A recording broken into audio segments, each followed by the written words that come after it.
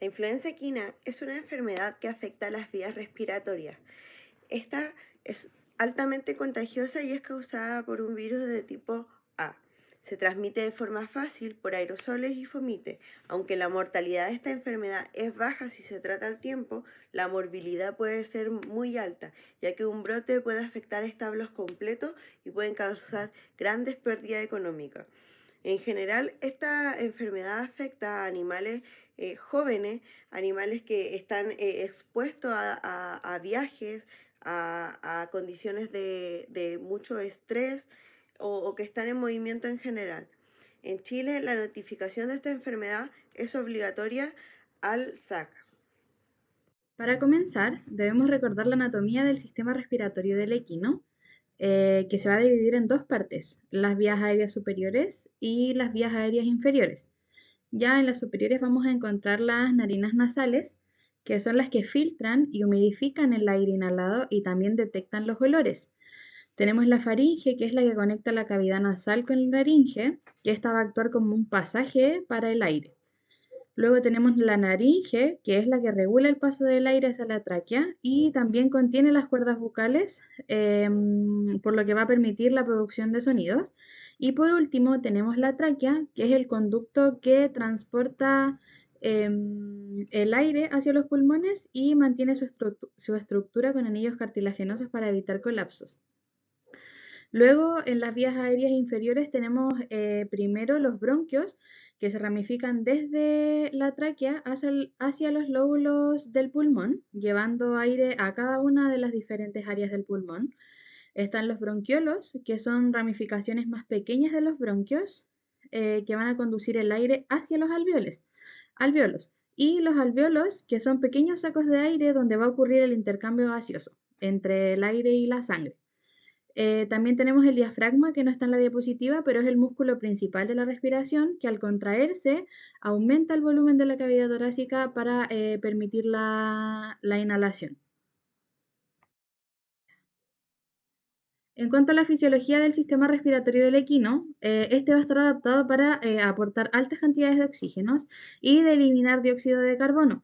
Va a permitir un alto rendimiento aeróbico en esta especie atlética. Tenemos por una parte los mecanismos de defensa que van a servir para eliminar patógenos y a su vez van a impedir la llegada de estos patógenos a los pulmones, que se van a dividir en tres secciones: barreras mecánicas, mecanismo mucociliar y defensas inmunológicas.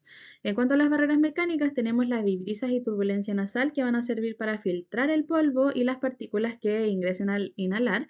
La tos y el estornudo, que van a permitir expulsar secreciones. Por otra parte, tenemos el mecanismo mucociliar, que se va a componer de células ciliadas y caliciformes, que van a producir moco. Los cilios de este epitelio van a movilizar los microorganismos que ingresen hacia la faringe para o ser deglutidas o ser expulsadas del mismo organismo. Y las defensas inmunológicas, donde van a haber macrófagos alveolares que van a fagocitar virus, bacterias o células dañadas, y el surfactante pulmonar, que va a contener proteínas antimicrobianas.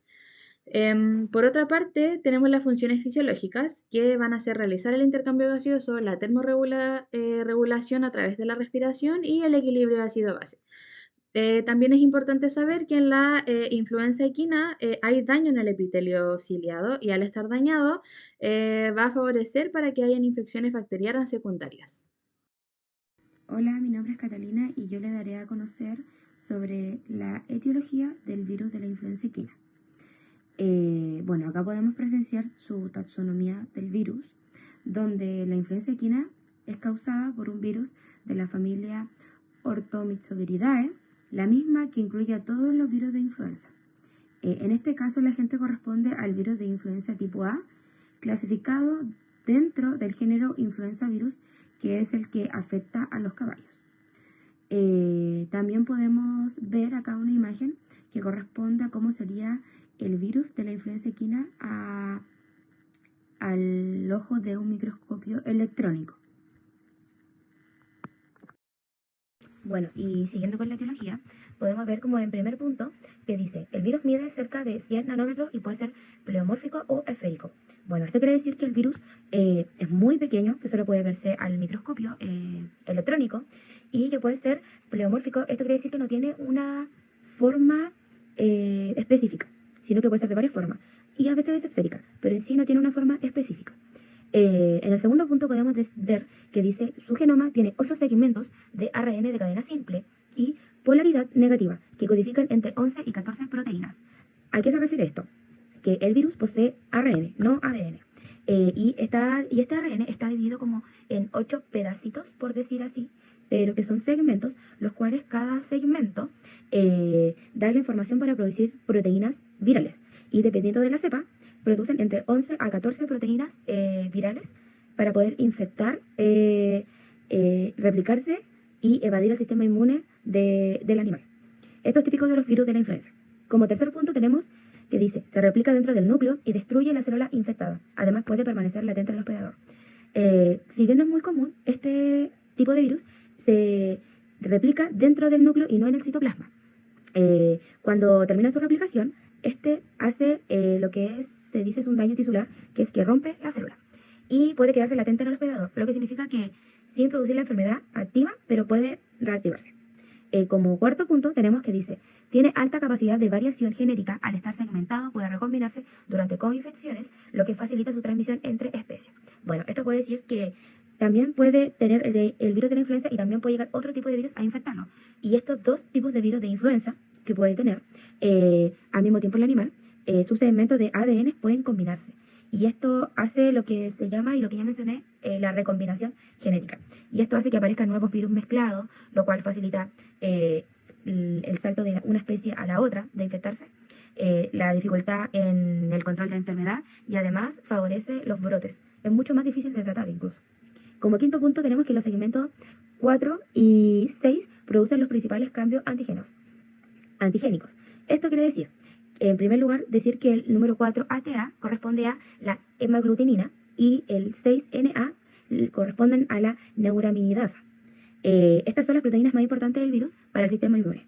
Y cuando cambian por mutación o recombinación, se producen dos cositas, que la primera se llama drift antigénico, que es cuando hay cambios pequeños y constantes. Y los otros son los shift antigénicos, que son los cambios grandes por mezcla de segmentos.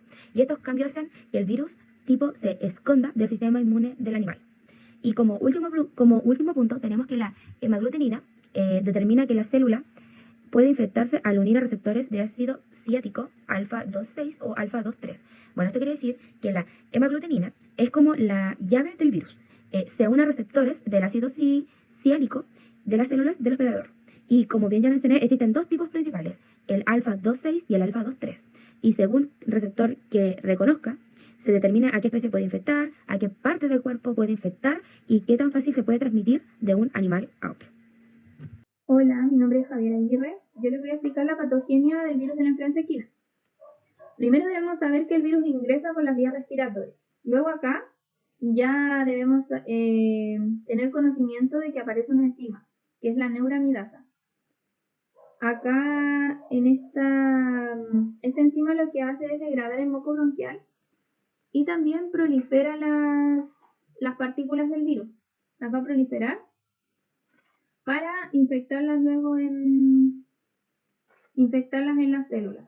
Y así se va a proliferar el virus. En la adhesión e invasión celular lo que vamos a encontrar es la hemaglutinina. La hemaglutinina es una proteína que básicamente lo que hace es permitir que el virus se adhiera a las células epiteliales. El virus ingresa por endocitosis, ¿ya? Y está mediada por un receptor. Ya el virus ingresado se va a replicar y va a generar el daño tisular. La replicación causa apoptosis y muerte de las células del epitelio ciliado. Acá lo que ocurre es que se produce la pérdida del epitelio respiratorio y disminuye la eliminación mucocilar. Acá tenemos tres imágenes. La primera imagen lo que muestra es un epitelio ciliado sano. En la segunda imagen lo que muestra es un epitelio ciliado con 3 días de infección. Y en la última imagen lo que podemos ver es que el epitelio ciliado pierde áreas ciliadas y acá en esta imagen tiene los 6 días de infección. Este signo también es común en influenza, perder los cilios. Bueno, siguiendo con la patogenia, el daño tisular va a generar consecuencias clínicas. Acá las consecuencias clínicas, vamos a ver que el daño predispone a infecciones bacterianas secundarias principalmente, especialmente la bronconeumonía bacteriana. Ya la regeneración del epitelio también aproximadamente requiere 3 semanas en los casos que no tienen complicaciones. Y la forma grave, que también es poco frecuente, en los potros la infección puede evolucionar. En los potros, ya que tienen el sistema inmune muy bajo, ¿ya? Puede evolucionar también a neumonía broncointersticial fulminante. Y también acá se encuentran los hallazgos histopatológicos, que serían la metaplasia escamosa, el infiltrado de neutrófilos y los restos necróticos principalmente. Bueno, ahora vamos con las manifestaciones clínicas, que pueden ser de dos formas. La subclínica, que no muestra ninguna molestia en el caballo, y ya al momento de detectarla es mucho peor. Y la clínica es donde el animal presenta síntomas. Algunos de los síntomas más comunes en esta enfermedad es la fiebre, mejor denominada como la pirexia. Luego tenemos la tos seca y áspera, donde podemos ver una imagen arriba, el cual muestra un equino tosiendo. También podemos ver la secreción nasal, que es serosa y puede pasar a mucopurulenta. Y esto también puede pasar, en algunos casos, no siempre, a una neumonía. También podemos ver anorexia, letargo, y si bien no es muy común, pero también en las hembras preñadas se producen abortos. Y esto pasa más que nada en el último tercio de gestación. Como dije anteriormente, acá podemos ver 3 imágenes, en la cual la primera podemos ver un equino con tos seca, en la segunda hace una referencia a la pirexia, y la última podemos ver la secreción mucopurulenta que le sale de sus fosas nasales al equino. En cuanto al abordaje diagnóstico, el diagnóstico de esta patología va a requerir un enfoque integral que tiene que considerar anamnesis y antecedentes epidemiológicos, especialmente cuando tenemos brotes, examen físico, exámenes complementarios e interpretación virológica. Ya primero, en la anamnesis y en antecedentes epidemiológicos, podríamos sospechar de esta patología cuando tenemos cuadros respiratorios agudos y muy contagiosos, brotes en caballos de un mismo establo, alguna clínica equina o algún evento deportivo en caballos de entre 1 y 5 años con estrés, transporte reciente o caballos que no tengan su plan de vacunación completo. Luego tenemos el examen físico, ya que esto nos va a ayudar a orientar el diagnóstico inicial. Tenemos fiebre, que sería una fiebre de entre 39,5 y 41,4 grados Celsius. Tenemos tos seca y dolorosa. Secreción nasal, que al comienzo va a ser una secreción serosa y luego va a ser una secreción mucopurulenta. Tenemos letargo, donde hay una depresión marcada y tenemos animales desorientados. Y taquipnea, donde habrá un leve esfuerzo ventilatorio.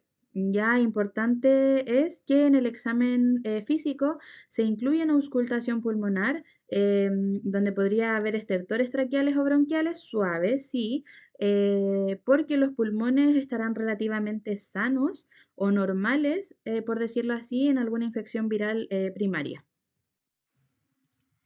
Hola, mi nombre es Fernanda y yo les voy a hablar sobre los diagnósticos diferenciales. Bueno, es bastante importante hacer diagnósticos diferenciales respecto a esta enfermedad, ya que hay muchas enfermedades respiratorias que se pueden confundir con la influenza equina, ya que son síntomas muy característicos que se presentan en otras enfermedades. Las principales enfermedades son enfermedades como el herpes virus equino, la infección bacteriana causada por el Streptococcus equi, la arteritis viral equina y el adenovirus equino. Es importante saber diferenciar cada síntoma y qué exámenes se pueden hacer para diferenciar estas enfermedades, para manejar de mejor manera la enfermedad, para hacer mejores pronósticos. Es bastante importante también saber los pronósticos de cada paciente, también para hacer un control rápido de brotes, reducir pérdidas económicas y también para hacer un mejor diagnóstico más rápido. Bueno, a continuación les presento un cuadro que tiene la información más ordenada. Cada enfermedad se va a comparar con la influenza equina. Bueno, la primera es el herpes virus equino. Las similitudes serían la fiebre, la tos y la descarga nasal, al igual que la arteritis viral equina. Para estas dos enfermedades se asimilan con la influenza equina con estos 3 síntomas. Las diferencias sería que en el herpes virus equino causa abortos y signos neurológicos, lo que se puede ver en la primera imagen de abajo. Y los exámenes importantes para diferenciarlos sería un PCR específico para el herpes virus y una serología pareada y un hisopado nasal y sangre. Para la arteritis viral equina, las diferencias serían que causa edema en extremidades, escroto y prepucio, como podemos ver en la imagen de abajo, una conjuntivitis marcada y aborto en yeguas preñadas. Es muy importante esto ya que en la influenza equina no causa conjuntivitis, de hecho los síntomas de conjuntivitis son muy leves o ausentes, y también el aborto. Y los exámenes serían PCR y serología. Bueno, para las siguientes enfermedades sería el Streptococcus equi causado por la bacteria Streptococcus equi. Las similitudes con la influenza equina serían la fiebre y la secreción nasal. Y las diferencias serían la linfadenitis submandibular, la cual es muy dolorosa, y la formación de abscesos, que es como el signo más característico para diferenciarlo de la influenza equina. También sería la secreción purulenta fuerte, lo cual se diferencia también de la influenza equina, ya que la influenza equina la secreción es serosa. Los exámenes para diferenciarlos sería el cultivo bacteriano, PCR para Streptococcus equi y la ecografía de ganglios, que en la influenza equina los ganglios se deberían ver libres de secreciones. Y para el adenovirus equino, las similitudes serían tos, fiebre y descarga nasal. Para las diferencias, la fiebre es más leve a diferencia de la influenza equina, ya que la fiebre en la influenza equina es más elevada, puede llegar a 41 grados. La tos va a ser más suave y la conjuntivitis es frecuente en el adenovirus equino, a diferencia de la influencia, ya que la influenza equina, como había mencionado anteriormente, casi no está presente o es ausente. Y los exámenes serían PCR específico, serología y aislamiento viral. Y aquí en las imágenes de abajo podemos ver la primera, que serían los abscesos que se causa por el Streptococcus equi, y en el adenovirus equino, la imagen de abajo, podemos ver la conjuntivitis. Bueno, acá el tratamiento y manejo debemos ver las medidas generales, que principalmente es el reposo, ¿ya? El reposo favorece la recuperación y evitar ejercicio por al menos durante 3 semanas, que es aproximadamente lo que se demoraba en regenerarse el epitelio. El tratamiento de soporte, tenemos los antiinflamatorios no esteroideos, los famosos AINES, y antibióticos solo si hay neumonía bacteriana, ya una infección bacteriana secundaria. Los antivirales, bueno, acá el uso es limitado, ya, por el riesgo de resistencia viral, ya. El uso de antiviral puede ser eficaz, ya, cuando se administra en etapas muy tempranas. ¿Por qué lo digo? Porque en la práctica, en los equinos, principalmente siempre nos fijamos en los signos clínicos, ¿ya? Y cuando este virus tiene ya los signos clínicos, es porque el virus ya replicó, ya está en la mayor parte. Entonces, en ese caso no es muy eficaz, ¿ya? Pero mientras antes se administre el antiviral, hay mayor posibilidad de que funcione, ¿ya? La base de tratamiento sería reposo estricto, aislamiento, antiinflamatorios, antibióticos si hay neumonía bacteriana, y también la hidratación y la buena ventilación, ¿ya?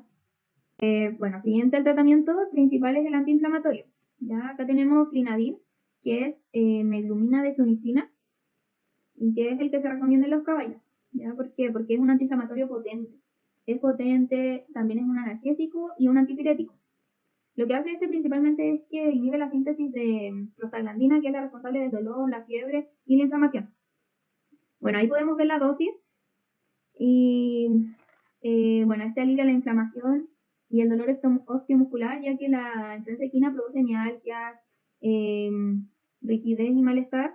También controla el dolor visceral asociado a cólico, ya que también es un cólico secundario a la influenza equina, porque esta produce deshidratación y fiebre. Disminución de la fiebre, este es por el efecto antipirético. También acá podemos hacer nebulización. Ya la nebulización en influenza equina hidrata las vías respiratorias, fluidifica el moco y disminuye la irritación de las mucosas. La solución que vamos a utilizar es el cloruro de sodio, suero fisiológico, el 0,9%, ¿ya? Este no irrita, mantiene la humedad adecuada y permite fluidificar las secreciones, como lo dije anteriormente. Idealmente, el tiempo por sesión de este es de 15 a 20 minutos, ¿ya? Y la frecuencia es de 2 a 3 veces al día. Pero esto va a variar y depende mucho de la cantidad de secreción, del estado general del caballo y de la intensidad de la tos, ¿ya? Debemos tener en cuenta que estamos tratando una patología viral, por lo tanto antibióticos como primera medida para tratar el cuadro no es eficiente, pero sí es en casos de que se haya generado una enfermedad que se aprovechó del sistema inmune deprimido del paciente, como puede ser una neumonía viral. Para esto debemos determinar el tipo de bacteria que está presente en el paciente. Se recomienda acá examen clínico, citología o iniciar de forma preventiva con ya algún tipo de antibiótico. Para estos casos tenemos como ejemplo la penicilina, que es eficaz contra gram negativa, que vamos a utilizar unas dosis de 22.000 a 44.000 microgramos por kilo vía intravenosa de 6 a 8 horas. La gentamicina, que es una excelente acción contra las gram negativas. De este vamos a usar 6,6 mg kilos cada 24 horas vía intravenosa. Y ahí tenemos otro tipo de antibióticos como ejemplo, que recordemos vamos a utilizar solo en el caso de tener una enfermedad secundaria que requiera el uso de antibióticos.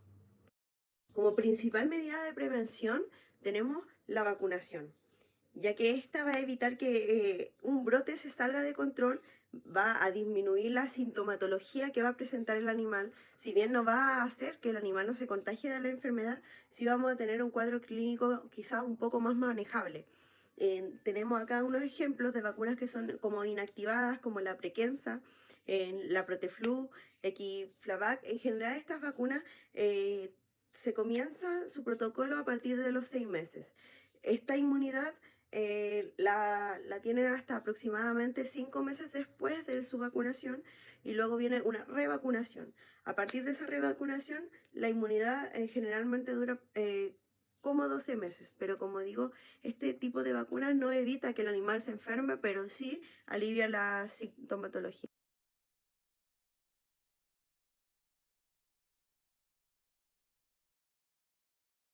Como protocolos de vacunación, tenemos que saber que el potro va a recibir su primera dosis hasta los 6 meses, luego su segunda dosis entre sus 3 y 4 semanas de vida y su tercera dosis entre los 3 y 4 meses.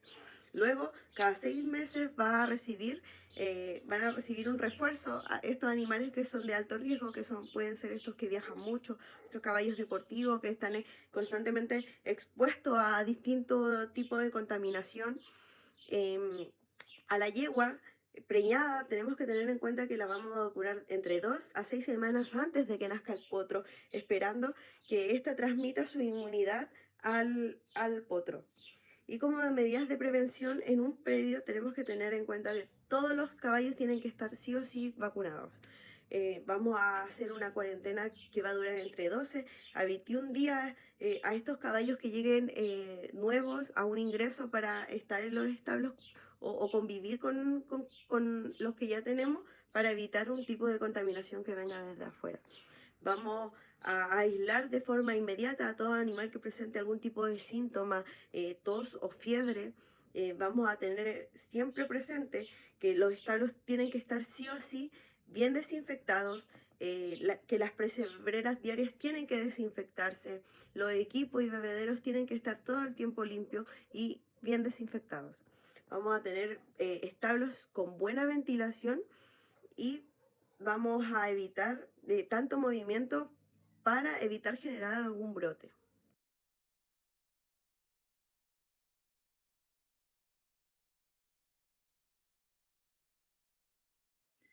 El pronóstico de la influenza equina generalmente es favorable, ya sobre todo en caballos adultos, sanos y vacunados.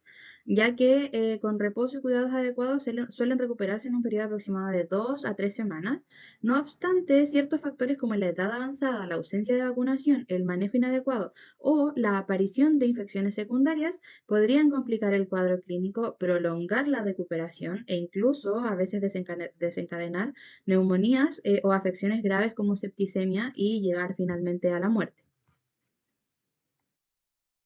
Bueno, y a modo de conclusión, para finalizar ya este tema, podemos decir que la influenza equina es una de las enfermedades respiratorias más contagiosas en caballos, con un periodo de incubación corto y una gran capacidad de propagación.